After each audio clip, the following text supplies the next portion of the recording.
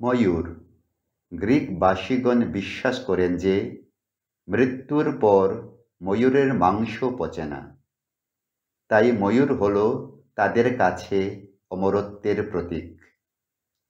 আর ময়ূরের লেজের পালকের চোখ হল সর্বদর্শী ঈশ্বরের প্রতীক। প্রাচীনকাল থেকে মাতা মণ্ডলী এই প্রতীক ব্যবহার করে আসছে স্বর্গ বা অনন্ত জীবনের প্রতীক হিসেবে।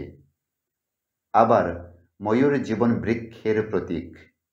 এই জীবন বৃক্ষ সম্পর্কে আদি পুস্তকের 2য় অধ্যায়ে 3 বার, হিতোপদেশ ও প্রতাদেশ গ্রন্থে 4 বার উল্লেখ করা হয়েছে।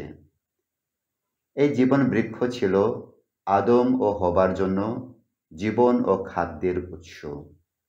প্রকৃতপক্ষে এটি এদেন বাগানের প্রকৃত গাছ এবং স্বর্গে পুনরুদ্ধার করা এক নতুন জীবন বৃক্ষের প্রতীক।